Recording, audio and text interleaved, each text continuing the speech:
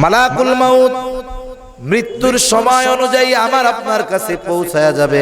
আর মৃত্যু যেখানে লেখা আছে, যেই সময় লেখা আছে, আমার আপনার প্রয়োজন সেই সময়টাকে সেই কাজের জন্য সেখানে আমাকে নিয়ে যাবে।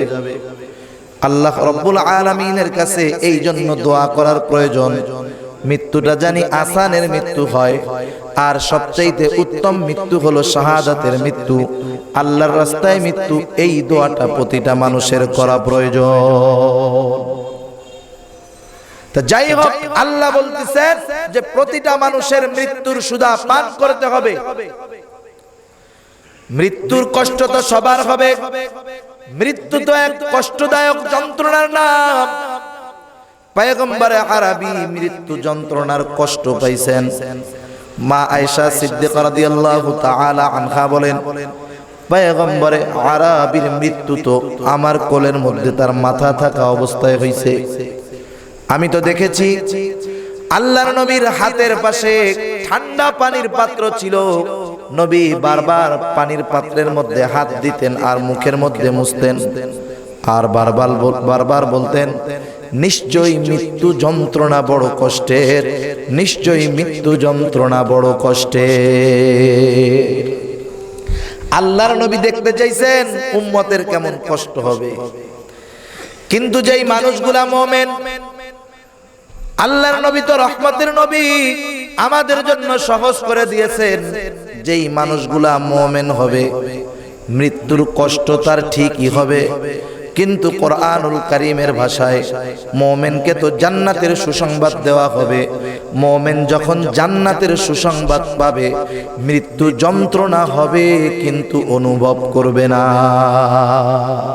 আলহামদুলিল্লাহ, আলহামদুলিল্লাহিল্লাযী হাদানা লিল ইসলাম الذي نزل القرآن هدى للناس وبينات من الهدى والفرقان وخلق الإنسان وكرم وعلمه من البيان ما لم يعلم فسبحان الذي لا يحصى امتنانه باللسان ولا بالقلم ونشهد أن لا إله إلا الله وحده لا شريك له ونشهد أن سيدنا وسندنا وحبيبنا وطبيبنا وأولانا ومولانا محمد صلى الله تعالى عليه وعلى آله وأصحابه وبارك وسلم تسليما كثيرا كثيرا. الذي أرسله الله تعالى ورسوله بالحق بشيرا ونذيرا وداعيا إلى الله بإذنه سراجا وقمرا منيرا. أما بعد فأعوذ بالله من الشيطان الرجيم. بسم الله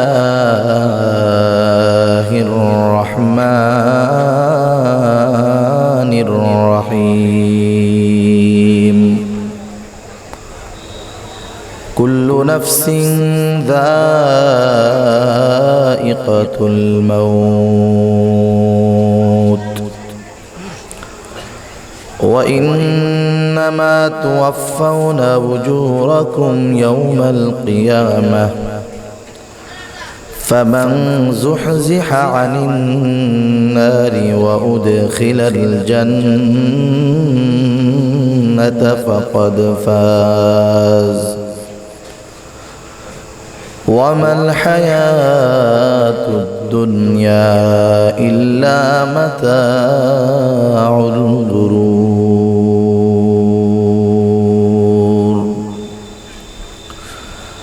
وقال رسول الله صلى الله عليه وسلم أكثروا ذكر هادم اللذات يعني الموت، أو كما قال النبي عليه الصلاة والسلام. صدق الله العلي العظيم وصدق رسوله النبي الكريم، ونحن على ذلك من الشاهدين والشاكرين، والحمد لله رب العالمين. سبحانك لا علم لنا إلا ما علمتنا إنك أنت العليم الحكيم. সবাই মোহাব্বতের সাথে জবান খুলে দুরূদ শরীফ পাঠ করি। আল্লাহুম্মা সাল্লি আলা মুহাম্মাদিন ওয়া আলা আলি মুহাম্মাদ কামা সাল্লাইতা আলা ইব্রাহিম ওয়া আলা আলি ইব্রাহিম ইন্নাকা হামিদুম মাজিদ। اللهم بارك على محمد وعلى آل محمد كما باركت على إبراهيم وعلى آل إبراهيم إنك حميد مجيد. محمد نے آکر کفر کو مٹایا،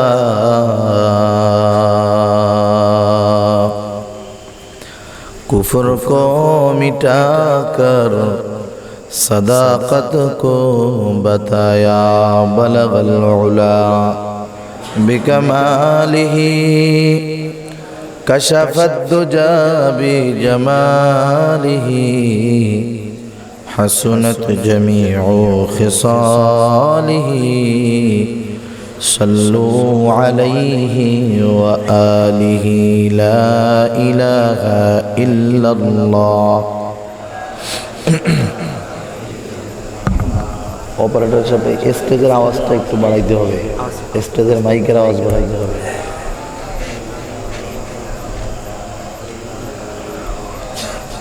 ইল্লাল্লাহ লা ইলাহা ইল্লাল্লাহ লা ইলাহা ইল্লাল্লাহ লা ইলাহা ইল্লাল্লাহ লা ইলাহা ইল্লাল্লাহ মুহাম্মাদুর রাসূলুল্লাহ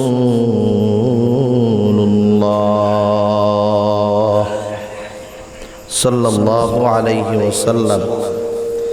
দয়াময় আল্লাহ রাব্বুল আলামিনের দরবারে অগণিত শুকর যে মহান মালিক আমাদের হায়াতে বরকত দিয়ে সুস্থ রেখে মাগরিবের নামাজের পরবর্তী মুহূর্তে একটি দামি এবং বরকতময় সময়ে বরকতময় মজলিসে আসার বসার দ্বীনি আলোচনা শ্রবণ এবং আমাকেও আপনাদের খেদমতে কিছু দ্বীনি কথা পেশ করবার লক্ষ্যে যে মহান মালিক সুস্থ অবস্থায় এখানে আসার তৌফিক দান করেছেন, সেই মালিককে খুশি করার জন্য মোহাব্বতের সাথে জবান খুলে অন্তর থেকে আমরা একবার কালিমাতুশ শুকর পাঠ করি। আলহামদুলিল্লাহ।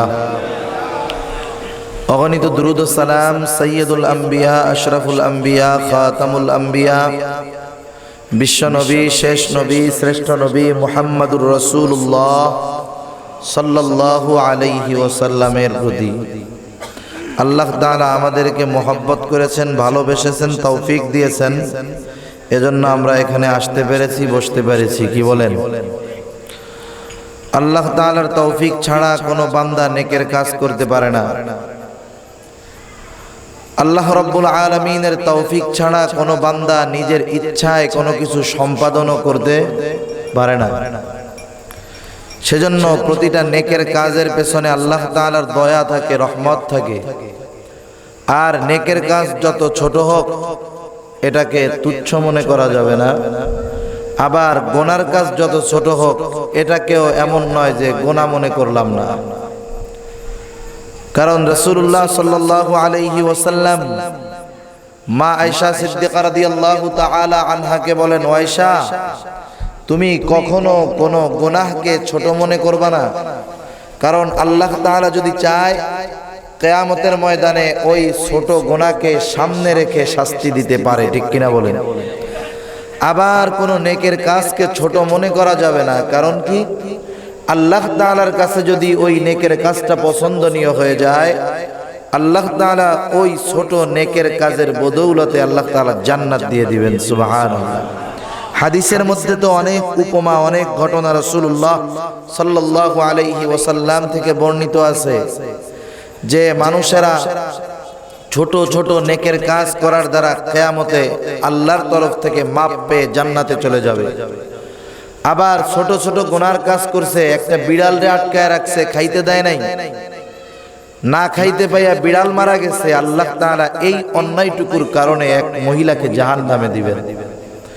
তাহলে নেকের কাজ যত ছোট হোক ছোট মনে করব না, গুনার কাজ যত ক্ষুদ্র হোক ক্ষুদ্র মনে করব না। আল্লাহ বোঝার তৌফিক দিক। সকলে বলি আমিন।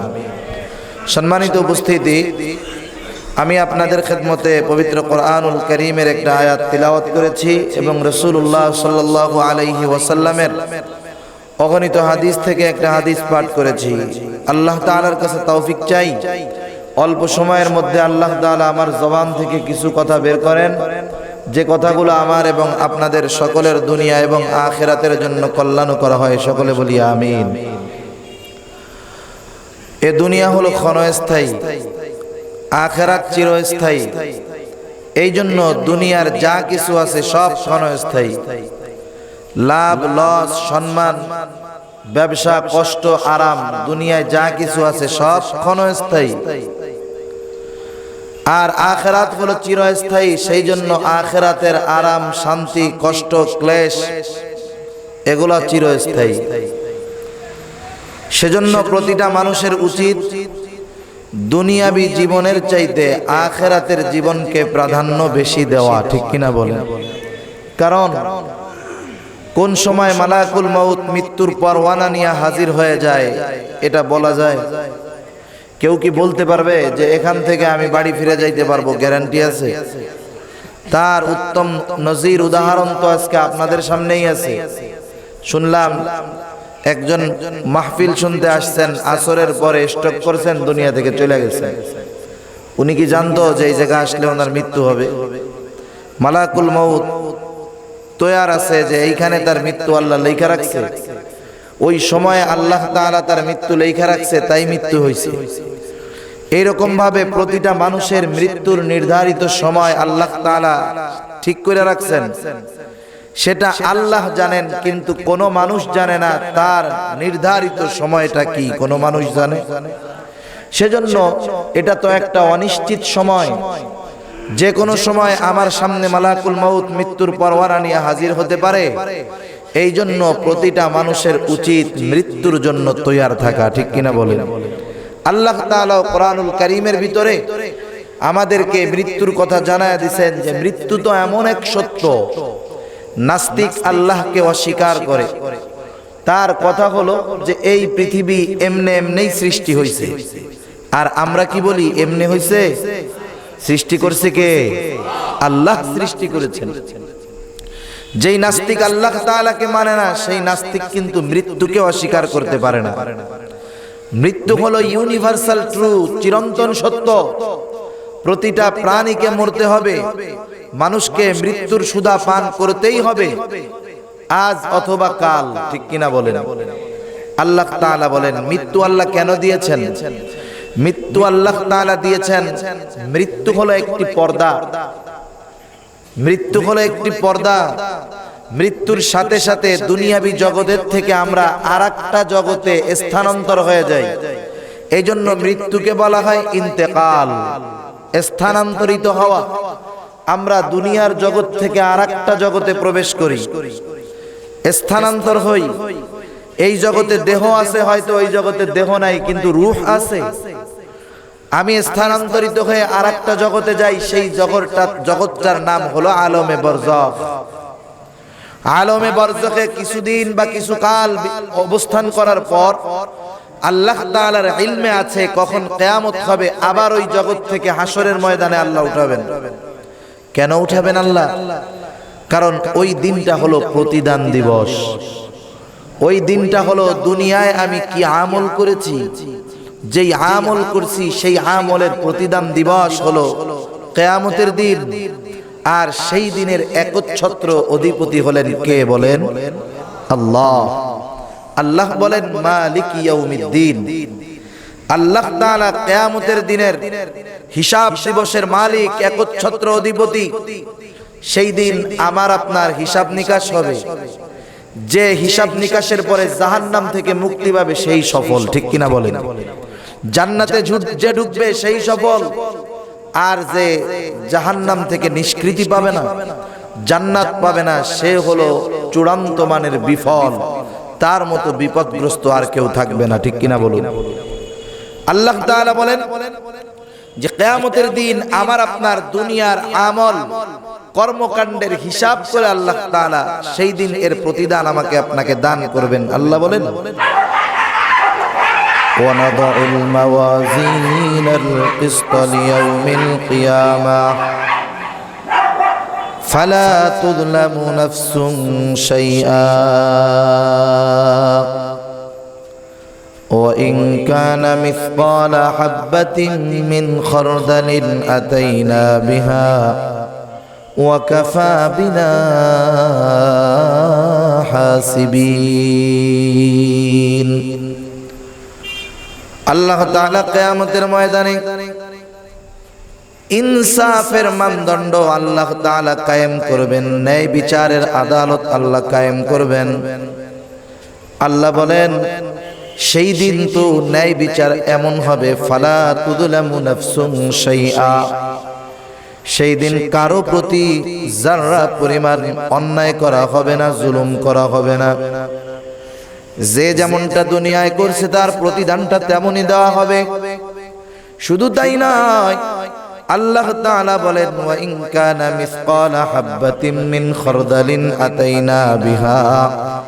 কেউ যদি সরিষা দানা পরিমাণ কোনো আমল করে থাকে, ভালো চাই মন্দ, আল্লাহ বলেন আতাইনা বিহা, সেই দিন সেই সরিষা দানা পরিমাণ আমলটাকেও তার সামনে হাজির করা হবে।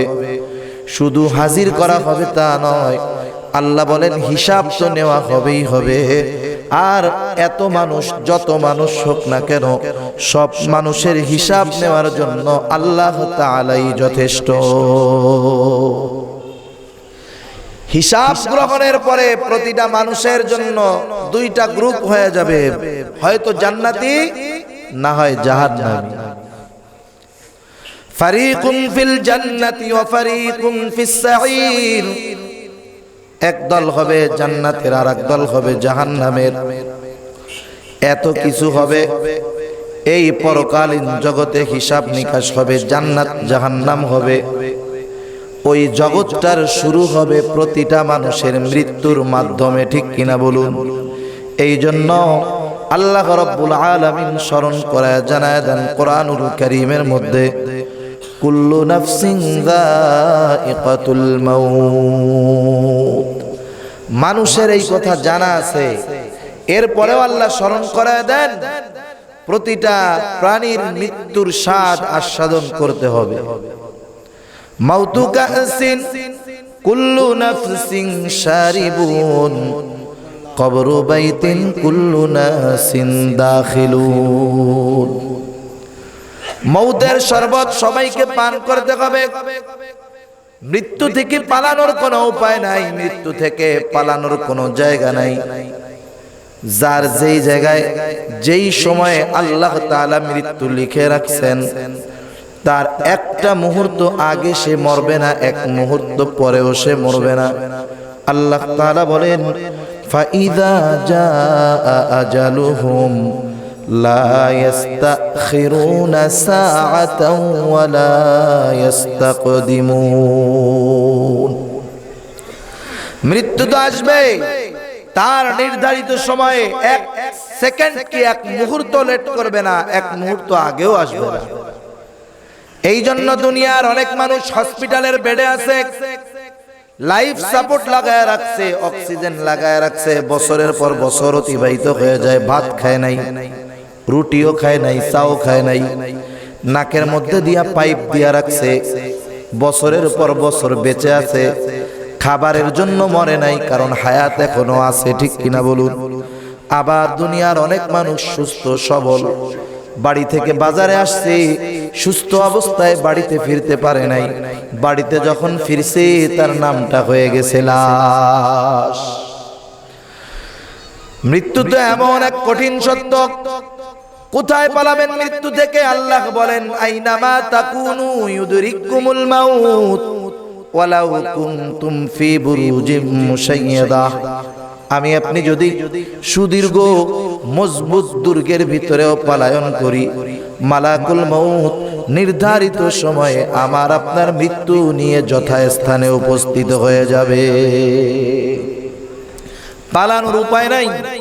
হযরত সুলাইমান আলাইহিস সালামের দরবারে একজন উজির ছিলেন। একদিন এক আগন্তুক আসছেন সুলাইমান আলাইহিস সালামের কাছে। আয়েশা ওই মন্ত্রীর দিকে আজীব দৃষ্টিতে তাকাইতেছেন। তাকানোর ভাবে বোঝা যায় যে আগন্তুক খুব আশ্চর্যের সাথে তাকাচ্ছে। এই তাকানোটা মন্ত্রীর বড় ভয় লাগছে। লোকটা চলে যাওয়ার পর সুলাইমান আলাইহিস সালামকে মন্ত্রী জিজ্ঞাসা করে যে এই যে লোকটা একটু আগে আসছে, ইনি কে? বলে, ইনি হলো মালাকুল মউত, উনি ওনার প্রকৃত সূরত পরিবর্তন করে আসছে। কই, উনি আমার দিকে যেমনে তাকাইছে আমার বড় ভয় লাগছে, আমি আর এখানে থাকবো না, আমাকে এক কাজ করেন, একেবারে দূরে একটা নির্জন দ্বীপের মধ্যে আমারে রেখে আসেন। বারবার বলার পরে সুলাইমান আলাইহিস সালাম আল্লাহ রাব্বুল আলামিন বাতাসকে তার আজ্ঞাবহ করে দিয়েছেন। বাতাস সুলাইমান আলাইহিস সালামের কথা শুনতো। সুলাইমান আলাইহিস সালাম বাতাসকে আদেশ করলেন, বাতাস ওই নির্জন দ্বীপে তাকে রেখে আসলো। পরের দিন বা কয়েকদিন পর আবার মালাকুল মউতের সাথে সুলাইমান আলাইহিস সালামের দেখা হলো। সুলাইমান আলাইহিস সালাম বলতেছে, তুমি ওই দিন আয়েশা আমার মন্ত্রীর দিকে এমন ভাবে তাকাইছো কেন? ভয় পেয়ে গেছে। মালাকুল মউত বলে, পয়গম্বর সুলাইমান, আমি তো অবাক হয়ে গেছি, ওই লোকটার মৃত্যুর পরওয়ানা আমার হাতে চলে আসছে। আমি দেখলাম আপনার ওইখানে যেই দিন আমি আসলাম, আমি জানতে পারলাম ওই লোকটার মৃত্যু হাজার হাজার দূরে সমুদ্রের মাঝে একটা নির্জন দ্বীপে তার মৃত্যু লেখা আছে। কিন্তু একদিন আগে তাকে আমি এই জায়গায় দেখে অবাক হয়ে গেলাম যে আজকে যেই লোকটা হাজার হাজার মাইল দূরে অবস্থিত, আগামীকাল কেমন করে ওইখানে পৌঁছাবে, আমি তাই অবাক হয়ে গেলাম। সুলাইমান আলাইহিস সালাম বলে, তারপরে কি হলো? বলে, ওর যেই সময়টা নির্ধারণ করা ছিল যথা সময় সেইখানে গিয়া আমি দেখলাম ও উপস্থিত। মৃত্যু কার কোন জায়গায় আছে তার প্রয়োজন তাকে সেখানে নিয়ে যাবে, ঠিক কিনা বলেন? মানুষটা আসছে মাহফিলের ময়দানে, আগামীকাল যদি এই জায়গায় মরতো, এই জায়গাটার বরকত এখন যেমন আছে আগামীকাল কি থাকতো নাকি? দোয়া করি আল্লাহ তাআলা কবরের সওয়াল জবাব সহজে দেওয়ার তৌফিক দেন, সকলে বলেন আমিন। আল্লাহ তাআলা ওনাকে জান্নাতুল ফেরদাউস দান করুক, সকলে বলেন আমিন। কারণ উনি তো জান্নাতের বান্দা হয়ে আসছিলেন, জান্নাতের মজমায় তিনি বসছিলেন, কোরআন হাদিসের কথা শুনতে শুনতে মরছে। আমার ওনার কথা শোনার পরে আমার মনের মধ্যে একটু অন্যরকম লাগতেছে, লোকটা কত ভাগ্যবান, এখন মানুষ তো কত গুনার কাজে গিয়া মরে, লোকটা সওয়াবের কাজে দ্বীনি কাজে আইসা মরছে। আল্লাহ আমাদেরকেও দ্বীনের পথে মৃত্যু দান করুক, সকলে বলেন আমিন। মালাকুল মাউত মৃত্যুর সময় অনুযায়ী আমার আপনার কাছে পৌঁছায়া যাবে, আর মৃত্যু যেখানে লেখা আছে, যেই সময় লেখা আছে, আমার আপনার প্রয়োজন সেই সময়টাকে সেই কাজের জন্য সেখানে আমাকে নিয়ে যাবে। আল্লাহ রব্বুল আলামিনের কাছে এই জন্য দোয়া করার প্রয়োজন, মৃত্যুটা জানি আসানের মৃত্যু হয়, আর সবচাইতে উত্তম মৃত্যু হলো শাহাদাতের মৃত্যু, আল্লাহর রাস্তায় মৃত্যু। এই দোয়াটা প্রতিটা মানুষের করা প্রয়োজন। তা যাই হোক, আল্লাহ বলতেছেন যে প্রতিটা মানুষের মৃত্যুর সুধা পান করতে হবে। মৃত্যুর কষ্ট তো সবার হবে, মৃত্যু তো এক কষ্টদায়ক যন্ত্রণার নাম। পয়গম্বরে আরবি মৃত্যু যন্ত্রণার কষ্ট পাইছেন। মা আয়েশা সিদ্দিকা রাদিয়াল্লাহু তাআলা আনহা বলেন, পয়গম্বরে আরবির মৃত্যু তো আমার কোলের মধ্যে তার মাথা থাকা অবস্থায় হইছে। আমি তো দেখেছি আল্লাহর নবীর হাতের পাশে ঠান্ডা পানির পাত্র ছিল, নবী বারবার পানির পাত্রের মধ্যে হাত দিতেন আর মুখের মধ্যে মুছতেন, আর বারবার বলতেন, নিশ্চয়ই মৃত্যু যন্ত্রণা বড় কষ্টের, নিশ্চয়ই মৃত্যু যন্ত্রণা বড় কষ্টের। আল্লাহর নবী দেখতে চাইছেন উম্মতের কেমন কষ্ট হবে, কিন্তু যেই মানুষগুলা মুমিন, আল্লাহর নবী তো রহমতের নবী, আমাদের জন্য সহজ করে দিয়েছেন। যেই মানুষগুলা মুমিন হবে মৃত্যুর কষ্ট তার ঠিকই হবে, কিন্তু কোরআনুল কারীমের ভাষায় মুমিনকে তো জান্নাতের সুসংবাদ দেওয়া হবে। মুমিন যখন জান্নাতের সুসংবাদ পাবে, মৃত্যু যন্ত্রণা হবে কিন্তু অনুভব করবে না। অনেক সময় এরকম হয় না, কোরআনুল কারীমের মধ্যে আপনারা ইউসুফ আলাইহিস সালামের ঘটনা শুনছেন, যখন সব মহিলারা, সম্ভ্রান্তশালী পরিবারের মহিলারা জুলাইখারে টিটকারি করতেছে, তোমার কি লজ্জা শরম হয় না? তুমি একটা গোলামের প্রতি আসক্ত হয়ে গেছো। বলে ওইটা গোলাম নাকি, তোকে দেখামু আয়। সবাইরে দাওয়াত দিছে, হাতে ফল দিছে আর এক হাতে ছুরি দিছে। ইউসুফ আলাইহিস সালাম রে সবার সামনে যখন উপস্থিত করছে, কয় এবার ফল কাট। ইউসুফ আলাইহিস সালামের চেহারার দিকে তাকাইয়া ফল কাটবে কি হাত কাইটা ফেলছে, টের পায় নাই। সুবহানাল্লাহ। আরে দুনিয়ার মধ্যে একটা মানুষের চেহারা দেখে আকৃষ্ট হয়ে যদি ফল কাটে না, হাত কাটে, টের না পায়, যদি মুমিন বান্দা মৃত্যুর সময় জান্নাতের সুসংবাদ পায়, জান্নাতের ঘ্রাণ পায়, জান্নাতের দর্শন যদি পায়, মৃত্যুর কষ্ট তো মুহূর্তের ভিতরে ভুলে যাবে। ঠিক কিনা বলেন? মৃত্যু কষ্ট হবে, এটা সত্য। মুমিন বান্দার যখন মৃত্যুর সময় হবে, মিশকাত শরীফের বর্ণনা, পয়গম্বর আরবি বলেন, একদল ফেরেশতা সুন্দরভাবে ঘ্রাণওয়ালা কাপড়ে সুসজ্জিত হয়ে নরম কাপড় নিয়া ওই ইমানদার বান্দার শিয়রের কাছে চলে আসবে। আয়েশা বলবে, হেই মুমিন বান্দার আত্মা, তুমি আল্লাহর রহমতের দিকে ধাবিত হও, বের হয়ে আসো। মুমিন বান্দার রূহটা কোন সময় নিঃশ্বাসের সাথে, কোন সময় ঘামের সাথে বের হয়ে যাবে, টেরও পাবে না। জান্নাতের সুসংবাদ পাবে, টের পাবে না। আর যেই ব্যক্তি পরদিন ওর কাছে মালাকুল মউত মৃত্যুর পরোয়ানা নিয়ে আসবে, একদল ফেরেশতা ওর কাছে আসবে গন্ধযুক্ত কাপড় নিয়া, খসখসা কাপড় নিয়া। ওর কাছে আয়েশা বলবে, পাপিষ্ট আত্মা, বের হ, আল্লাহর গজবের দিকে অগ্রসর হ। এইবার ওই লোকটার ভিতরে, দেহের ভিতরে রূহ দৌড়াদৌড়ি শুরু করবে। এইরকম অনেক মানুষের ঘটনা জানা আছে, দেখা আছে। সারাটা জীবন বদদিনী করছে, সারাটা জীবন আল্লাহর নাফরমানি করছে, মরার সময় চেহারার অবস্থা খারাপ, এমন বিকট চিৎকার দিছে, নিজের সন্তানটা পর্যন্ত ভয়ে দূরে চলে গেছে, দাপাদাপি করতেছে, চিৎকার করে এর সাথে রূহ কোন সময় বের হয়ে গেছে। কি কষ্ট! মুমিন বান্দার রূহটাকে ওই সুঘ্রাণওয়ালা কাপড়ে পেঁচায়া উপরের দিকে নিয়ে যাওয়া হয়। প্রতিটা আসমানের দরজা আছে, এই দরজার কাছে যখন যাওয়া হয় বলে কার রূহ, বলে অমুকের ছেলে অমুক, বলে লোকটা ভালো, দরজা খুলে দেয়। এইরকম করে একেবারে 7 আসমান পর্যন্ত নিয়ে যাওয়া হয়। আল্লাহর পক্ষ থেকে ঘোষণা দেওয়া হয়, যাও এর নামটা ইল্লিনের মধ্যে অন্তর্ভুক্ত করে দাও। আর যখন কোন জালেম পাপিষ্ঠর রূহ নিয়ে যাওয়া হয়, আসমানের দরজার ফেরেশতারা জিজ্ঞাসা করে কার রূহ, বলে অমুকের ছেলে অমুক, বলে না ওর জন্য দরজা খোলা হবে না, ওর ব্যাপারে নির্দেশ হয় ওর নামটা সিজ্জিনের মধ্যে অন্তর্ভুক্ত করে দাও। আর মুমিন ব্যক্তির জন্য তো এমন ফজিলত আল্লাহ তাআলা রাখছেন, মুমিন ব্যক্তির মৃত্যুর কারণে আকাশ কাঁদে, মুমিন ব্যক্তির মৃত্যুর কারণে জমিনও কান্না করে। কোরআনুল কারীমের মধ্যে আয়াত আসছে, আল্লাহ তাআলা বলেন, ফামা বাকাত আলাইহিমুস সামাউ ওয়াল আরদ, জালেমদের যখন মৃত্যু হয় এদের জন্য জমিনও কান্না করে না, আসমানও কান্না করে না। হযরত আনাস রাদিয়াল্লাহু তাআলা আনহু হতে সম্ভবত বর্ণনা, এই আয়াতের তাফসীরে পয়গম্বর আরবী জানায় দেন, জালেমের জন্য আসমান জমিন কাঁদে না, এর মানে মুমিনের মৃত্যুতে আসমানও কাঁদে জমিনও কাঁদে। প্রতিটা মানুষের জন্য আসমানের 2টা করে দরজা আছে।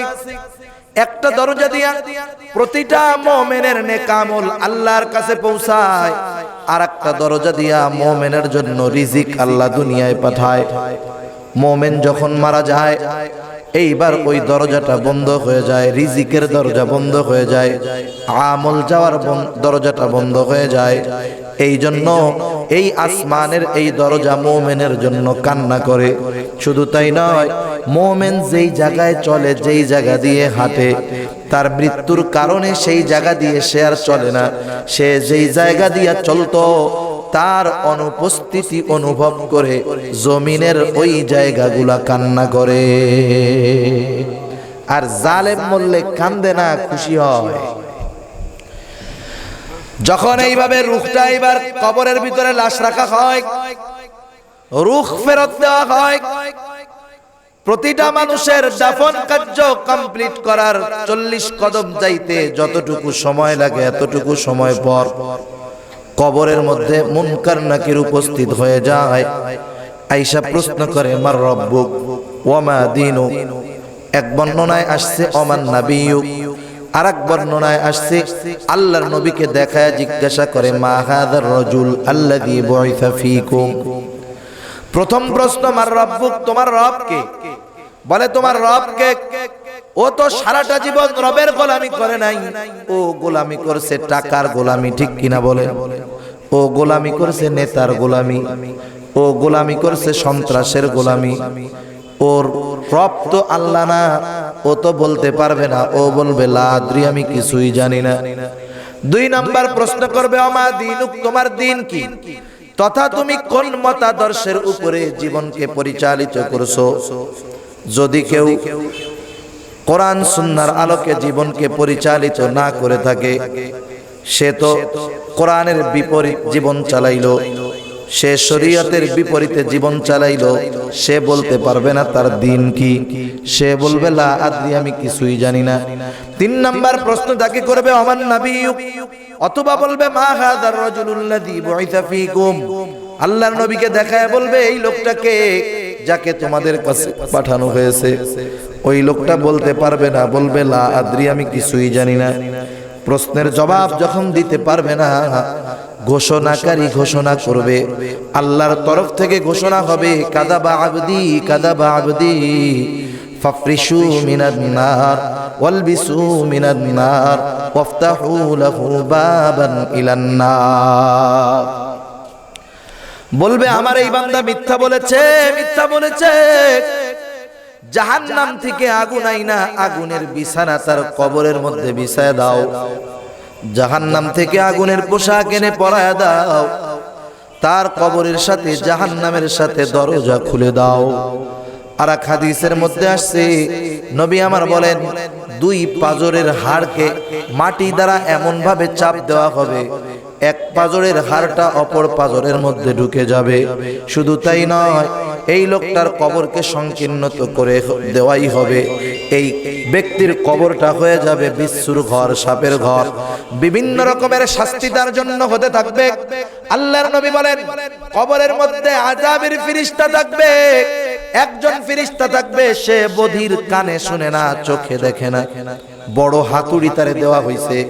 হাতুড়িটা এত বড়, ওই হাতুড়ি দিয়ে যদি দুনিয়ার বড় বড় পাথরের পাহাড়ের উপরে আঘাত করা হতো, মুহূর্তের ভিতরে পাথরের পাহাড়টা ধুলায় কণা পরিণত হয়ে যাইত। এত বড় হাতুড়ি দিবে, বিশ্বাস হয়? কথা নেই, বিশ্বাস হয় না? কথা বুঝেন না? কথা বোঝা যায় না? খিদে লেগে গেছে? আমি তো দুপুরবেলা খাই নাই, আপনারা খাইছেন তো? আর মাইক এইখানে একটা দিতে হয়, এইখানে আর একটা দিতে হয়। 2 বছর আগে এই মাহফিলে বলে গেছি, নিছিল কিনা জানি না। এইখানে দিতে হবে একটা মাইক, ওইখানে আর একটা দিতে হবে। বাহিরে আওয়াজ ভালো হচ্ছে, ভিতরের আওয়াজ আমার কানে আসতেছে না, কথা বলতে কষ্ট হচ্ছে। আর মেশিন, ভালো মেশিন, আধুনিক মেশিন কিনতে হবে, ওইসব চলবে না। মাইকালারে ওয়াজ করলাম, কারণ মাইকালা সারা জীবন কবরের ওয়াজ, নামাজের ওয়াজ শুনে। যদি ওয়াজ শুনলেই হেদায়েত হইতো, তাহলে মাইকালা কতজনের ওয়াজ শুনে? আপনি শুনেন আর না শুনেন, এই জায়গায় এই মাইকালাগো মিনিমাম 10 জন হুজুরের ওয়াজ শোনাই লাগছে 2 দিনে। তাহলে ওয়াজ ওনরা বেশি শুনে, হেদায়েত ওনাকে বেশি হওয়ার কথা ছিল। যেহেতু ওই ওয়াজে কাম হইতেছে না, মাইকের ওয়াজ করলাম যে এই জায়গায় সেট করতে হবে, ওই জায়গায় সেট করতে হবে, এই মেশিন লাগবো, নাহলে বক্তার 12টা বাজবে। তাহলে কবরের মধ্যে আযাবের ফেরেশতা থাকবে, বিশ্বাস হয় তো? কবরটা তার জাহান্নামের গর্ত হয়ে যাবে। আর যদি মুমিন বান্দা হয়, প্রশ্ন করার সাথে সাথে জবাব দিয়ে দিবে। ঘোষণাকারী ঘোষণা দিবে, আল্লাহর পক্ষ থেকে ঘোষণা আসবে, সাদাকা আবদি, সাদাকা আবদি, ফাফরিশু মিনাল জান্নাহ ওয়ালবিসু মিনাল জান্নাহ ওয়াফতাহু লাহু বাবান ইলাল জান্নাহ। আমার এই বান্দাকে জান্নাত থেকে আইনা জান্নাতের বিছানা বিছায় দাও, জান্নাতের পোশাক এনে তাকে পরায় দাও, কবরের সাথে জান্নাতের সাথে তার দরজাটা খুলে দাও। আর এক হাদিসের মধ্যে আসছে, নবী আমার বলেন, তার কবরটা এতটা বিস্তৃত করে দেওয়া হবে, তার দৃষ্টি সীমা যত দূরে যায়, তার কবরটা তত দূর পর্যন্ত বিস্তৃত করে দেওয়া হবে।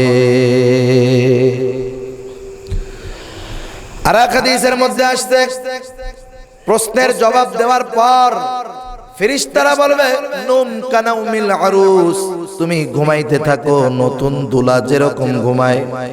তাহলে একদল মানুষের জন্য কবর হবে জান্নাত তথা জান্নাতের বাগান, আর একদল মানুষের জন্য কবরটা হবে জাহান্নামের একটা কুয়া। আল্লাহ আমাদের প্রত্যেকের কবরকে জান্নাতের বাগান বানায় দেন, সকলে বলেন আমিন।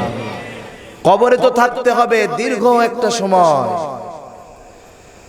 কবর জগৎটা হলো আর একটা সফরের সময় বললে চলে।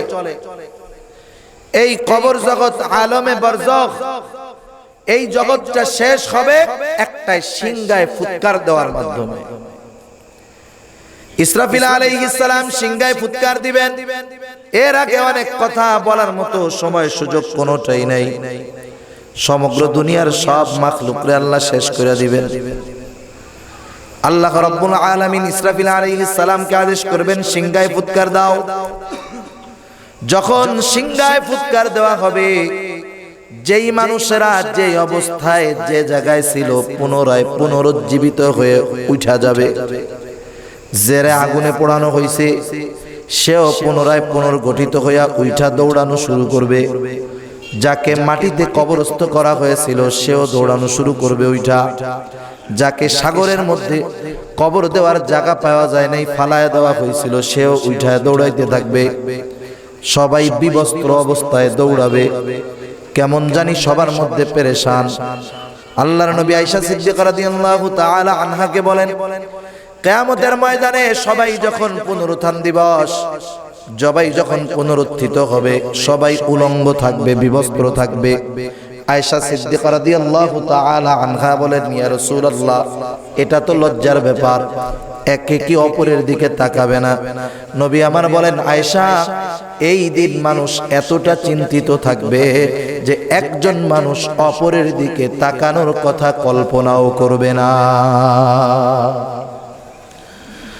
কারণ হাসরের ময়দানের পরিস্থিতিটা এরকম হবে, যে কবরের মধ্যে আযাব ছিল সেও চিন্তা করবে এই ময়দানের চাইতে কবরে ভালো ছিলাম। সেই জন্য মানুষেরা বলতে থাকবে, আমাদের ঘুমকে ভাঙাইলো, আমাদেরকে কে জাগ্রত করলো? আল্লাহ তাআলা কোরআনুল কারীমের মধ্যে জানায় দেন, ফেরেশতা অথবা মুত্তাকি ঈমানদার বান্দারা তাদের এই কথার জবাবে বলবে, হাদা মা ওয়া'আদার রহমানু ওয়া সাদাকাল মুরসালুন।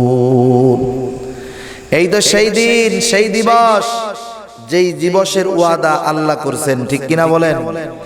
আল্লাহর নবীদেরকে পাঠাইছিলেন, তারাও এই দিবসের কথা কইয়া আমাকে ভয় দিতেন, সতর্ক করতেন। এই তো সেই দিবস, এই তো সেই দিবস, এই তো সেই ইয়াউমুল জাযা, এই তো ইয়াউমিদ্দিন, এই তো ইয়াউমুল কিয়ামা, এই তো সেই দিন।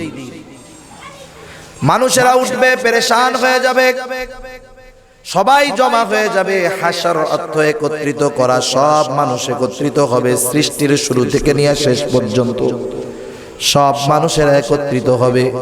কিন্তু কি হবে, কি হবে? কিছুই তো হয় না। বিচার হবে না কি হবে? কোনো কিছু শুরু হয় না। কিয়ামতের ময়দানের পরিস্থিতিটা তো এমন হবে, সূর্যটা মানুষের আধা হাত, কেউ বলেন আধা মাইল উপরে থাকবে। সূর্যের ঠান্ডা দিকটা এখন পৃথিবীবাসীর দিকে দেওয়া 9,30,00,000 মাইল দূর, তারপরেও সূর্যের আলোটা সরাসরি দুনিয়ায় আসে না, অনেকগুলো স্তর ভেদ করে দুনিয়ায় আসতে হয়। এরপরেও যখন পরিপূর্ণ গ্রীষ্মকাল, গরমের সময়, বালুর মধ্যে দাঁড়ায়া থাকাটা, রোদের মধ্যে খালি গায়ে খালি মাথায় দাঁড়ায়া থাকাটা কত কষ্টের, ঠিক কিনা বলেন? আর মক্কা মদিনায় যারা থাকে, আরব দেশে যারা থাকে, তাদের অবস্থা তো আরো খারাপ। অথচ কিয়ামতের ময়দানে সেই সূর্যটা এত নিকটে থাকবে, মানুষেরা ঘামতে থাকবে, হাবুডুবু খাইতে থাকবে, বিচার কাজ শুরু হবে না। এমন একটা পরিস্থিতি মানুষের মধ্যে এইরকম চিন্তা আসবে, হাসরের ময়দানের কষ্টটা সহ্য করার মতো নয়। আল্লাহ তাআলা যদি হিসাব নিকাশ কইরা, বিচার কইরা যদি জাহান্নামেও দিয়া দিত তাও ভালো, তবুও হাসরের ময়দানের কষ্ট সহ্য হয় না। মানুষের এরকম মনে হবে, কারণ হলো মানুষের সহজাত অভ্যাস হলো সামনে যেই কষ্টটা থাকে সেটারই কষ্ট মনে হয়, যেই কষ্টের মধ্যে আছে এখন সেটারই বড় কষ্ট মনে হয়। ভবিষ্যতে এর চাইতে বড় কষ্ট হবে না হবে সেটা পরের চিন্তা, কিন্তু এই সময় তার যেই অবস্থা, সেই অবস্থাটা তার কাছে সবচাইতে বেশি কষ্টের মনে হয়। এই জন্য যখন কবরে আযাব হবে, ওদের মনে হবে কবরে যে আযাব, এর চাইতে বেশি আযাব আর হইতে পারে না। আবার কবরে যে আরামে থাকবে, কবরটা জান্নাতের বাগান হবে, ও চিন্তা করবে যে কবরে যে আরাম পাইছি, এর চেয়ে আর আরাম মনে হয় হইতে পারে না। যখন কিয়ামতের ময়দানে উঠবে, এইখানের অবস্থা দেখা যারা কবরে শাস্তিতে ছিল, এদেরও মনে হবে কবরেই ভালো ছিলাম, কিয়ামতের ময়দানের মতো কষ্ট আর কোথাও মনে হয় হবে না। এই জন্য ওরা বলবে যে আল্লাহ বিচার নিকাশ, হিসাব নিকাশ করুক, জান্নাত দিক আর জাহান্নাম দিক, অসুবিধা নাই, কিন্তু বিচারটা আল্লাহ শুরু করে দিক। আল্লাহ তাআলা তো সেই দিন বিচারক, বিচারক তো কারো পক্ষপাতিত্ব করবে না। আল্লাহ রাব্বুল আলামিনের কাছে বিচার শুরু করেন, এই কথাটা কে বলবে? কারণ কিয়ামতের ময়দানে সব মানুষ ইয়া নাফসি ইয়া নাফসি করতে থাকবে, নিজের চিন্তা করতে থাকবে। মানুষেরা অতিষ্ঠ হয়ে গিয়া এরা সিদ্ধান্ত নিবে, হযরতে আদম আলাইহিস সালাম হলেন আমাদের সকল মানুষের পিতা, আদি পিতা হযরত আদম আলাইহিস সালাম। তার থেকেই আল্লাহ তাআলা আমাদেরকে সৃষ্টি করেছেন।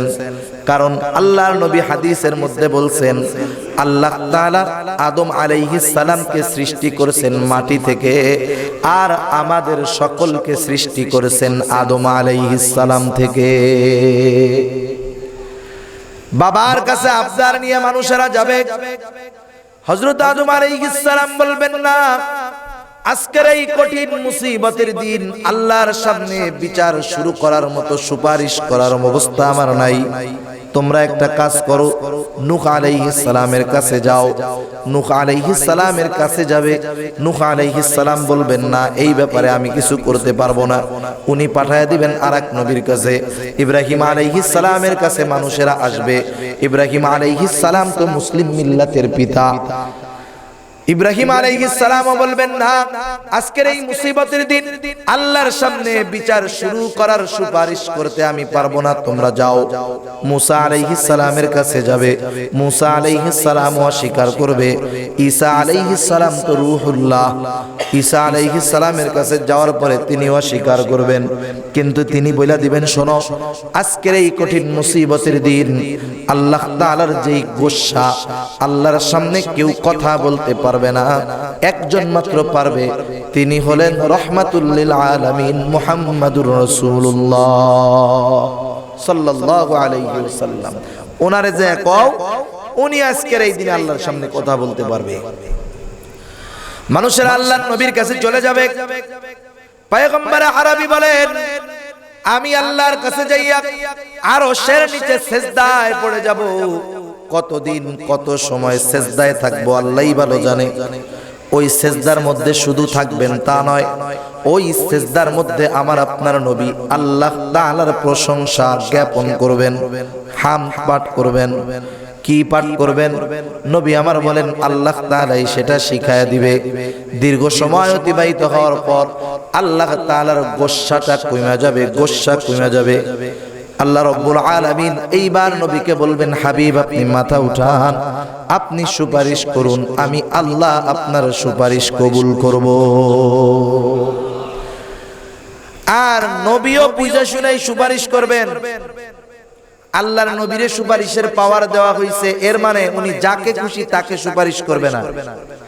নবী যে বলবে না যে আল্লাহ আবু জাহেলের জান্নাত দিয়ে দেন, এই কথা বলবে না তো। নবীর তো এই বুঝ আল্লাহ দিছে যে আল্লাহর কাছে কোনটা বলা যাবে, কোনটা চাওয়া যাবে, ঠিক কিনা বলেন? এটা হবে শাফাআতে কুবরা। এর দ্বারা সব শ্রেণীর, সব ধর্মের, সব বর্ণের মানুষ, নবীর বন্ধু হোক আর দুশমন হোক, সবাই উপকৃত হবে। আল্লাহ রাব্বুল আলামিন বিচার কার্য শুরু করবেন। শুধু তাই নয়, প্রতিটা মানুষের আমলনামা আল্লাহ তাআলা তাদের কাছে পৌঁছায়া দিবেন। কেউ বা ডান হাতে আমলনামা পাবে, কেউ বা বাম হাতে পাবে। ডান হাতে যারা আমলনামা পাবে তারা এই ব্যাপারে নিশ্চিত হবে যে চিরস্থায়ী জাহান্নামী হব না। তাফসীরের মধ্যে মুফাসসিরিনে কেরাম বলেন, ডান হাতে যারা আমলনামা পাবে এদের মধ্যে একটা গ্রুপ হলো বিনা হিসাবে জান্নাতি, আর একটা গ্রুপ হলো হিসাবের পরে জান্নাতি। আর বাম হাতে যারা আমলনামা পাবে, সামনাসামনি তারা আমলনামা পাবে না, হাতটাকে বুকের মধ্য দিয়ে চিরে পিছনের দিকে নেওয়া হবে, বাম হাতে আমলনামা দেওয়া হবে। আমলনামাগুলা পড়া দেখবে আর বলবে, মালি হাদাল কিতাব লা ইউগাদিরু সগীরাতান ওয়ালা কাবীরাতান ইল্লা আহসাহা। হায়রে, এ তো আজীব এক কিতাব, বড় ছোট কোনো আমল এর থেকে লেখা থেকে বাদ যায় নাই। ডান হাতে যারা আমলনামা পাবে এরা আনন্দে হাসরের ময়দানে দৌড়ায় বেড়াবে, আত্মীয় স্বজন বন্ধু বান্ধবকে বলবে, দেখো আমি ডান হাতে আমলনামা পাইছি। এই বিষয়ে সে নিশ্চিত যে আমি জাহান্নামী, চিরস্থায়ী জাহান্নামী নয়। এই আনন্দে সে মানুষের কাছে এগুলা বইরা বেড়াবে। এইবার হিসাব শুরু হবে। একদল মানুষকে আল্লাহ তাআলা বিনা হিসাবে জান্নাত দিবেন, আর একদল মানুষ হিসাবের পরে জান্নাতে যাবে, আর একদল মানুষ হিসাবের পরে সওয়াব কম হবে, গুনাহ কম হবে, আর একদল মানুষের গুনাহ থাকবে, আমল থাকবে না, কিন্তু ঈমান থাকবে। তারা হয়তো জাহান্নামে যাবে বদআমলের কারণে, কিন্তু একটা সময় তারা পুনরায় জান্নাতে দাখিল হয়ে যাবে। কিয়ামতের দিনটা এমন মুসিবতের দিন, হিসাব নিকাশের দিন। হিসাব যদি আল্লাহ যথাযথভাবে নেয়, হিসাব দিয়া জান্নাতে যাওয়া অসম্ভব। সেজন্য আল্লাহর নবী আয়েশা সিদ্দিকা রাদিয়াল্লাহু তাআলা আনহাকে শিখায়া দেন যে আয়েশা আল্লাহর কাছে দোয়া করবা যে আল্লাহুম্মা হাসিবনি হিসাবান ইয়াসিরা, আয় আল্লাহ আপনি আমার হিসাবকে সহজ করে দেন। হিসাব সহজ মানে কি? হিসাব সহজ মানে আল্লাহ যদি হিসাব সহজ করে তাহলে মাপ পাওয়া যাবে। আর যদি আল্লাহ তাআলা প্রতিটা শ্বাস প্রশ্বাসের হিসাব গ্রহণ করেন, প্রতিটা নাজ নেয়ামতের হিসাব গ্রহণ করেন, কিয়ামতের ময়দানে একটা মানুষের উপায় নাই যে যথাযথভাবে হিসাব দিতে পারবে আল্লাহর সামনে, ঠিক কিনা বলেন? সেজন্য আল্লাহর কাছে দোয়া করা যে আল্লাহুম্মা হাসিবনি হিসাবান ইয়াসিরা, এই দোয়া বেশি বেশি করা যে আল্লাহ আপনি আমাদের হিসাব নিকাশকে সহজ করে দেন। কিয়ামতের ময়দান তো বড় কঠিন ময়দান। সেই ময়দানের অবস্থাটা কেমন হবে?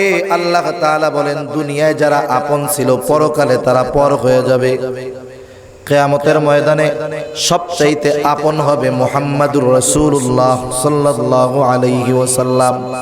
আল্লাহ তাআলা কোরআনুল কারীমের মধ্যে বলেন ইয়াউমা ইয়াফিরুল মারউ মিন আখিহি ওয়া উম্মিহি ওয়া আবিহি ওয়া সাহিবাতিহি ওয়া বানিহি লিকুল্লি ইমরিইম মিনহুম ইয়াউমাইযিন শাআনুন ইউগনি।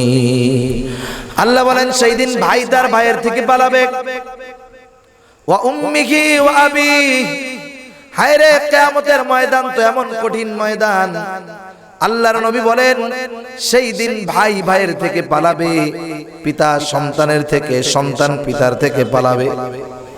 ওয়া সাহিবাতিহি ওয়া বানিহি, হায়রে দুনিয়ার ভিতরে যেই স্ত্রীর মুখে হাসি ফোটানোর জন্য, সন্তানের মুখে হাসি ফোটানোর জন্য মানুষ কত কষ্ট করে মেহনত করে, নিজের রক্তকে পানি বানায় সন্তানের মুখে, স্ত্রীর মুখে হাসি ফোটানোর জন্য।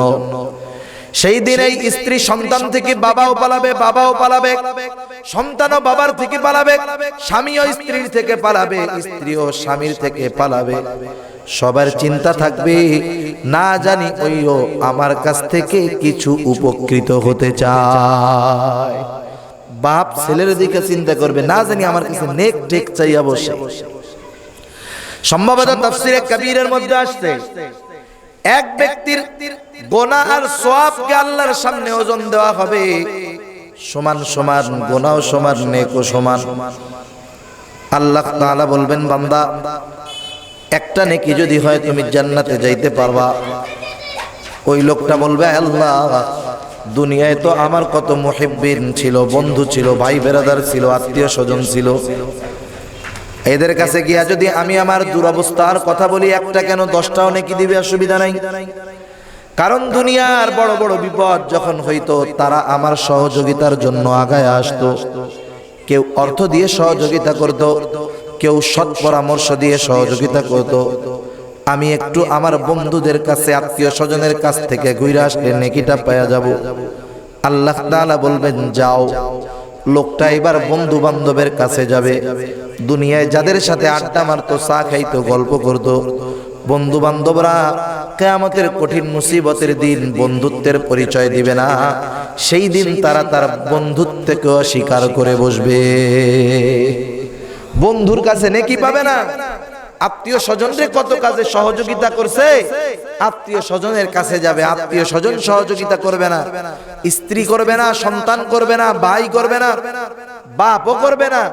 সর্বশেষ চিন্তা করবে যেই মায়ে 10 মাস পেটে রাখছে, যেই মা সন্তানের জন্য জীবন দিতে তৈয়ার ছিল, সন্তানের খুশিতে সে খুশি ছিল, আজকের এই কঠিন মুসিবতের দিন মা ছাড়া হয়তো কেউ সাহায্য করবে না, মার কাছে চলে যাবে।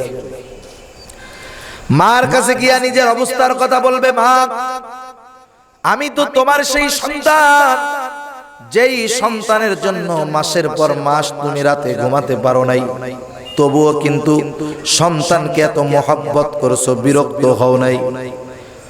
যেই মহিলাদের পেটে সন্তান আসে, ঘুম নাই, খাওয়া নাই, এরপরেও কিন্তু সন্তান পেটের মধ্যে মার মহব্বত কেমন বিরক্ত হয় না, রাগ হয় না, ঠিক কিনা বলেন? সন্তান দুনিয়ায় ভূমিষ্ঠ হওয়ার পর সন্তানকে দুধ খাওয়াইতে কত কষ্ট, গৃহস্থলী কাজ করবে, ঘরের কাজ করবে, রান্নাঘরে আছে, সন্তানটা কান্না করে উঠছে, সব কাজ ছাইড়া আগে সন্তানরে গিয়া দুধ খাওয়াইছে। সারাদিন পরিশ্রমের পরে খাইতে বসতে সন্তান কান্না করে উঠছে, সন্তানের মহব্বতে খানার খাই নাই, দৌড় দিয়া সন্তানের কাছে গিয়া দুধ পান করাইছে।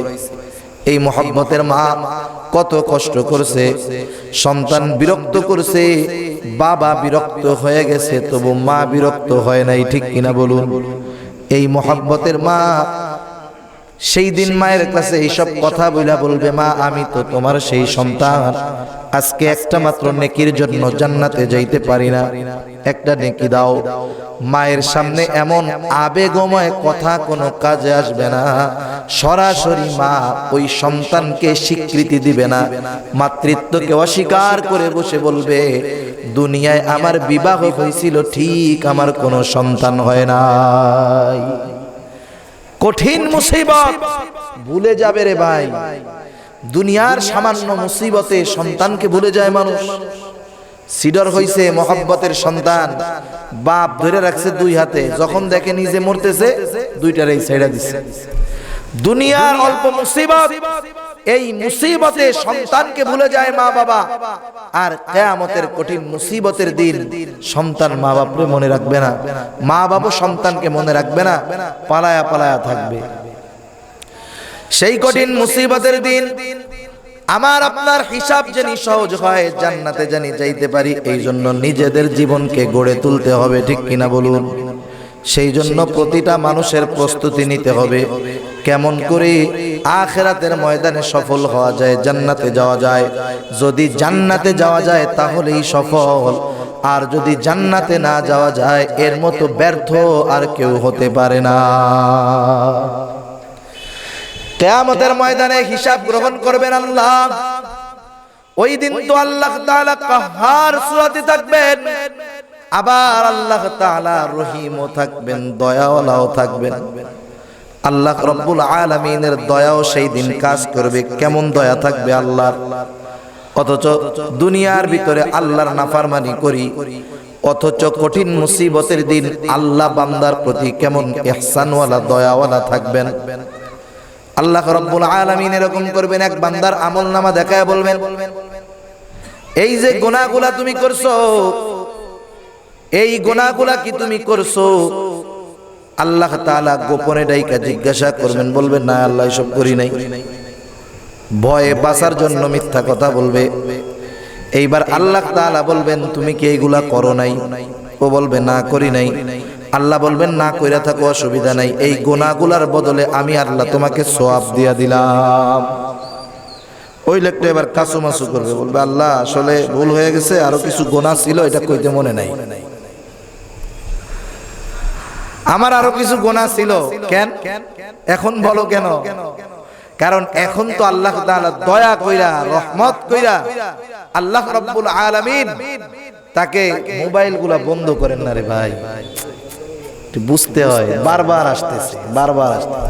একজনেরটা যখন বাঁচবে আর একজনের সতর্ক এমনি হয়ে যেতে হবে যে বাঁচতেছে, পরিবেশটা ভালো লাগতেছে না, এটা একাগ্রতা নষ্ট হয়ে যায়। এমনি ছেলে পেলে দৌড়াদৌড়ি করতেছে। যাই হোক, আল্লাহ তাআলা এইরকম দয়া করে বান্দাকে ক্ষমা করে দিবেন। ছোট ছোট নেকের কাজের বদৌলতে আল্লাহ তাআলা ক্ষমা করে দিবেন। আল্লাহ রাব্বুল আলামিন দয়া করবেন বান্দার উপরে। আল্লাহ রাব্বুল আলামিনের নবীও সেই দিন তার উম্মতের উপরে সবচাইতে দয়াশীল হবেন। আল্লাহর নবী তো উম্মতের পেরেশানে এমন থাকবেন, আল্লাহর নবী একবার মিজানের কাছে যাবেন, একবার পুলসিরাতের কাছে যাবেন, একবার হাউজে কাউসারের কাছে যাবেন। মিজানের কাছে যাবেন যাতে কোনো উম্মত নেকি বদি ওজন করার সময় ঠেকে না যায়। পুলসিরাতের কাছে যাবেন না জানি কোনো উম্মত বিপদে পড়া না যায়। এইভাবে আল্লাহর নবী দৌড়া দৌড়ি করতে থাকবেন। তাহলে বলুন, কিয়ামতের কঠিন মুসিবতের দিন বাস্তবিক অর্থে আমার জন্য সবচাইতে বড় আপন হলেন আল্লাহ এবং তার রাসূল। সেই দিন তো ভাই নিজের সন্তানও বিরুদ্ধে যাবে, নিজের সাথে হাত পা অঙ্গ প্রত্যঙ্গ বিরুদ্ধে চলে যাবে। এরা সেই দিন আমার আপনার বিরুদ্ধে কথা বলবে, আল্লাহ তাআলার কাছে সাক্ষী দিবে। আল্লাহ বলেন, আল ইয়াউমা নাখতিমু আলা আফওয়াহিহিম ওয়া তুকাল্লিমুনা আইদিহিম ওয়া তাশহাদু আরজুলুহুম বিমা কানু ইয়াকসিবুন। আল্লাহ তাআলা বলেন আল ইয়াউম, আজকের এই দিন অর্থাৎ কিয়ামতের দিন, নাখতিমু আলা আফওয়াহিহিম, আমি তাদের মুখের উপরে মোহর মেরে দিব, কথা বলতে পারবে না, বাক শক্তি রুদ্ধ হয়ে যাবে। আল্লাহ বলেন ওয়া তুকাল্লিমুনা আইদিহিম, আমার সাথে কথা বলবে তাদের হাত, ওয়া তাশহাদু আরজুলুহুম, সাক্ষী দিবে তাদের পা, বিমা কানু ইয়াকসিবুন, এই হাত পা দিয়ে কি উপার্জন করেছে সেদিন আল্লাহর কাছে এই হাত পা বলে দিবে। আল্লাহ তাআলা আরো বলেন শাহিদা আলাইহিম সামউহুম ওয়া আবসারুহুম ওয়া জুলুদুহুম বিমা কানু ইয়াকসিবুন। আল্লাহ বলেন সাক্ষী দিবে তাদের চোখ, সাক্ষী দিবে তাদের কান, সাক্ষী দিবে তাদের চামড়া। আমি আমার চোখ দ্বারা, আমি আমার নাক দ্বারা, কান দ্বারা, হাত দ্বারা, পা দ্বারা, চামড়া দ্বারা কি অন্যায় করেছি। দুনিয়ায় কিন্তু এরা কিছু বলেও না, বাধাও দেয় না, বরং যে গান শুনে কানরে গান শোনাইতে মজা পায়, ঠিক কিনা বলেন? যে পরনারীর দিকে তাকায়, খারাপ জিনিস দেখে, সে কিন্তু চোখে দিয়া গুনাহ করাইতে মজা পায়। যে জবান দিয়া মিথ্যা কথা বলে, সে কিন্তু মিথ্যা কথা বইলা মজা পায়, ঠিক কিনা বলুন? যে হাত দ্বারা অন্যায় করে, অথচ কিন্তু হাত দ্বারা অন্যায় করে মজা পায়, হাত তাকে বলে না আর অন্যায় করিস না, পা তাকে বলে না আর অপরাধের দিকে যাস না, কান তাকে বলে না আর গান শুনিস না, চোখ তাকে বলে না আর খারাপ জিনিস দেখিস না, জিহ্বা তারে বলে না আর বকাবকি খারাপ কথা বলিস না। এগুলা দুনিয়ায় বাধা দেয় না, কারণ এরা হলো আল্লাহর গোয়েন্দা। কিয়ামতের ময়দানে এরা আল্লাহর সামনে সব ফাঁস করে দিবে। আপনি এক জায়গায় গেছেন, যায় দেখলেন যে লাগানো আছে সিসি ক্যামেরা আছে, সাবধান, সাথে সাথে চলাচল আগের চাইতে সাবধান হয়ে যাবেন, ঠিক কিনা বলেন? যে আমার তাকানি চাহুনি চলাফেরা যদি সন্দেহ লাগে, না জানি কোনো পুলিশ এসে আমারে আটকায় বসে যে আপনার চলাচল সন্দেহজনক মনে হইতেছে। আবার যদি বলা হয় ভাই এইখানে যারা আছেন এদিকে কিন্তু 5-6 জন গোয়েন্দা আছে, সবাই সিমসাম থাকবে, সাবধান, কোনো কথা বলবে না, বক্তা বুঝা শুনে কথা বলবে। দুনিয়ার গোয়েন্দা থাকলে এমনটা করবেন কি করবেন না? সবাই করবে, সতর্ক থাকবে। অথচ কিরামান কাতিবিন 2 কাঁধে খাতা কলম নিয়ে বইয়া রইছে, বিশ্বাস হয়তো?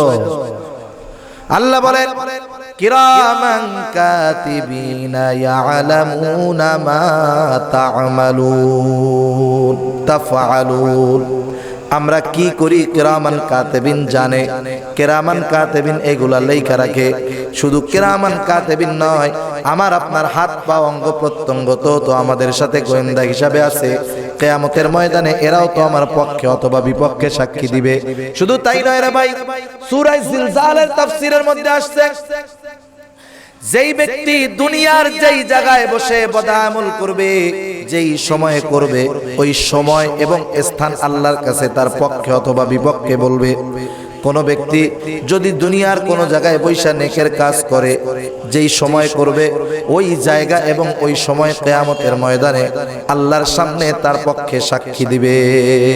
সেই জন্য প্রতিটা মানুষ তার প্রতিটা পদক্ষেপ পরকালের চিন্তা মাথায় নিয়ে চলতে হবে, যে আল্লাহর সামনে দাঁড়াতে হবে, আমার জীবনের প্রতিটা মুহূর্তের হিসাব আল্লাহর সামনে দিতে হবে।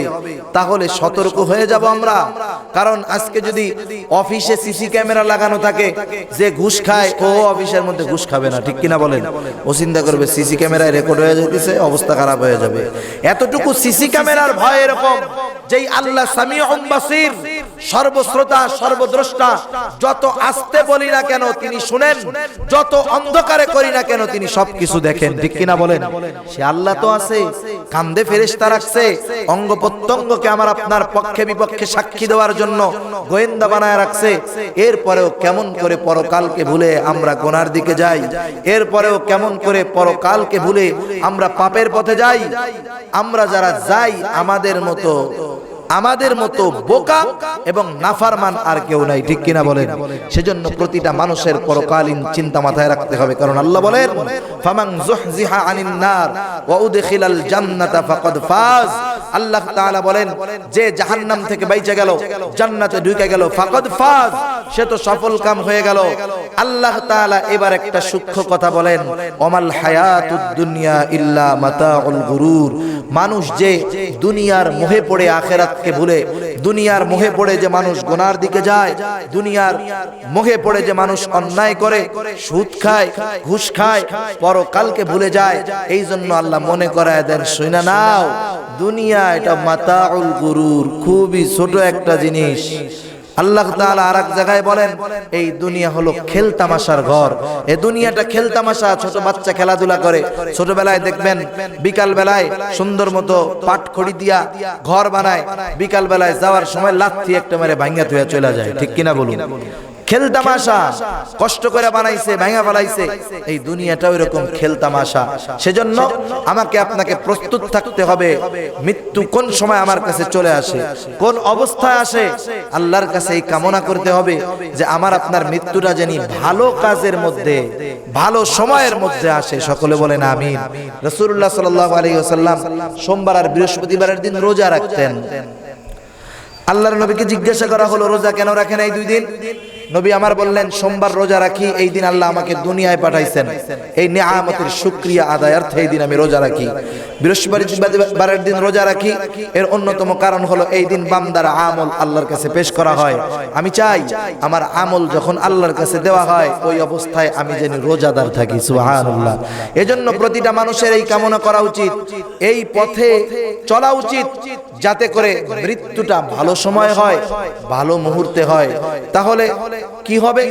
আমার জন্য হয়তো কবরের সওয়াল জবাব আসান হয়ে যাবে, কবরটা আমার জান্নাতের বাগান হবে, পরকালে হিসাবটা সহজ হবে, ফুলসিরাত পার হওয়া সহজ হবে, জান্নাতের মধ্যে প্রবেশ করাটা অতীব সহজ হয়ে যাবে, ঠিক কিনা বলুন? আর যদি না হয়, হিসাব যদি কঠিন হয়, পাপ যদি বেশি হয়, আমাকে তো জাহান্নামে যেতে হবে। সেই জাহান্নাম কত গভীর জায়গা, কত কষ্টের জায়গা। আল্লাহর রাসূল সাল্লাল্লাহু আলাইহি ওয়াসাল্লাম একদিন সাহাবাদেরকে নিয়ে বসে আছেন, হঠাৎ করে একটা আওয়াজ কানে আসছে। আল্লাহর নবী তো শুনছেন, সাহাবারাও শুনছেন। নবী বলতেছেন তোমরা কি কোনো আওয়াজ শুনছো? বলে হ্যাঁ আমরা একটা আওয়াজ শুনছি। কিসের আওয়াজ জানো? বলে আল্লাহ এবং তার রাসূল ভালো জানেন। বলে শোনো, ৭০,০০০ বছর আগে জাহান্নামের উপর থেকে একটা পাথর ছেড়ে দেওয়া হয়েছে, আজকে ৭০,০০০ বছর পরে ওই পাথরটা জাহান্নামের তলদেশে পৌঁছাইছে, পড়ছে। এই কারণে যেই আওয়াজ হয়েছে এই আওয়াজটা তোমার আমার কানে আসছে। সুবহানাল্লাহ। কত গভীর এই জাহান্নাম, কত রকমের শাস্তি। দুনিয়ায় একটু পানির তৃষ্ণা লাগা যায়, সহ্য হয় না। জাহান্নামের আগুন, ক্ষুধা লাগবে জাহান্নামীদের, ক্ষুধার তীব্রতায় চিৎকার করতে থাকবে। জাক্কুম ফল খাইতে দেওয়া হবে, জাক্কুম ফল খাবে, কাঁটাযুক্ত ফল, গলায় আটকে যাবে। গলায় যত ইলিশ মাছ খাইতেছেন মজা করে, গলায় যদি কাঁটা ইঙ্গা যায় তখন খাইতে মনে চাবে, যখন খাওয়া ছাইড়া দিতে মনে যাবে। জাক্কুম ফল গলায় আটকে যাবে, পানি চাবে, পানি পানি বলে চিৎকার করবে। পানি তো দিবে, কি পানি? জাহান্নামীদের রক্ত আর পুজ। শুধু রক্ত পুজ তা নয়, এই রক্ত পুজ ফুটন্ত পানির মতো টকবক টকবক করতে থাকবে। দুনিয়ার আগুন দিয়ে তো গরম করা হবে না, জাহান্নামের আগুনের গরম। ওইটা যখন খাবে, নবী আমার বলেন সাথে সাথে পেটের মধ্য থেকে নাড়ি বুড়ি সব পায়খানার রাস্তা দিয়ে বের হয়ে যাবে। জাহান্নামীদেরকে আগুনের পোশাক আল্লাহ পরায় রাখবেন। আল্লাহ বলেন যে জাহান্নামীদেরকে আগুনের পোশাক পরানো হবে, আল কাতরার পোশাক পরানো হবে। সারাবিলুহুম মিন কাতিরান ওয়া তাগশা উজুহাহুমুন নার। আল কাতরার পোশাক তাদের থাকবে, মুখমণ্ডলের ভিতরে আগুন থাকবে, শৃঙ্খল আবদ্ধ করে আগুনের শিকল দিয়ে তাদেরকে টানা হবে। অনেককে তো কিয়ামতের ময়দানে ওই রকম শিকল দিয়ে টেনে হেঁচড়ে জাহান্নামের মধ্যে নিক্ষেপ করা হবে। সেই জন্য সেই জাহান্নামের আযাবটা বড় কঠিন। সাপ বিচ্ছুর ঘর জাহান্নাম, সাপগুলো এমন বিষাক্ত, নবী আমার বলেন 1 ফোঁটা বিষ যদি জাহান্নামের যেই সাপ আছে এর 1 ফোঁটা বিষ যদি দুনিয়ার মধ্যে পড়তো, সমগ্র দুনিয়া মরুভূমি হয়ে যাইত, কিয়ামত পর্যন্ত দুনিয়ার মধ্যে কোনো গাছ জন্মাইতো না। যদি সমুদ্রের মধ্যে এক ফোঁটা পড়তো সারা দুনিয়ার সব পানি বিষাক্ত হয়ে যাইত। এমন বিষধর সাপ এই জাহান্নামের মধ্যে আল্লাহ রাইখা দিয়েছেন, বিচ্ছু রাইখা দিয়েছেন। এরকম শাস্তির ঘর হলো জাহান্নাম। এই জাহান্নামে কোনো মুমিন বুঝা শুনে যাইতে চায়? সেজন্য এই জাহান্নাম থেকে বাঁচার জন্য যা করার দরকার তাই করতে হবে। আল্লাহ বলেন সফল হবা জাহান্নাম থেকে বেঁচে যদি জান্নাতে যেতে পারো। আর জাহান্নামে যাওয়ার অন্যতম কারণ হিসাবে আল্লাহ ইঙ্গিত দিয়ে বলেন এই দুনিয়া হলো জাহান্নামে যাওয়ার অন্যতম কারণ। কারণ নবী রহমত বলেন হুব্বুদ দুনিয়া রাসু কুল্লি খতিয়া, দুনিয়ার মোহাব্বত হলো সকল গুনাহের মূল। দুনিয়াকে প্রয়োজন মনে করেন, কারণ দুনিয়া তো প্রয়োজনের জায়গা, প্রয়োজনের জন্য সম্পদ উপার্জন করেন, কিন্তু দুনিয়ার মোহাব্বতে আল্লাহর গোলামি ছেড়ে দেওয়া যাবে। আপনি টাকার মালিক হন, অসুবিধা নাই, কিন্তু আপনি নামাজ ছাড়বেন না টাকা ইনকাম করতে গিয়ে, তাহলে এই টাকা গজব হয়ে দাঁড়াবে। আপনি ব্যবসা করেন, কোটি কোটি টাকার মালিক হন, কিন্তু আপনি যাকাত দেওয়া বাদ দিয়েন না। যদি যাকাত বাদ দেন তাহলে এই সম্পদ কিয়ামতের ময়দানে গলাইয়া, স্বর্ণ রূপাগুলাকে গলাইয়া আপনার আমার পার্শ্ব দেশে এগুলাকে ছাপ দেওয়া হবে। এরকম কষ্টের কাজ আমাদের সামনে আসবে জাহান্নামে যদি আমরা যাই। সেজন্য দুনিয়া প্রয়োজনের জায়গা, দুনিয়া উপার্জন করতে হবে হালাল পদ্ধতিতে প্রয়োজনের জন্য। দুনিয়ার মোহে পড়ে আখিরাতকে হারানো যাবে না। আল্লাহ রাব্বুল আলামিন আমাদের সকলকে সব সময় মৃত্যুর জন্য প্রস্তুতি নিয়ে থাকার তৌফিক দান করুক, সকলে বলি আমিন। আল্লাহ রাব্বুল আলামিন আমাদের সকলকে, সকলের নামকে জান্নাতি বান্দাদের নামের তালিকায় অন্তর্ভুক্ত করুন, সকলে বলেন আমিন। ওয়া আখিরু দাওয়ানা আলহামদুলিল্লাহি রাব্বিল আলামিন। আসসালামু আলাইকুম ওয়া রাহমাতুল্লাহি ওয়া বারাকাতুহু।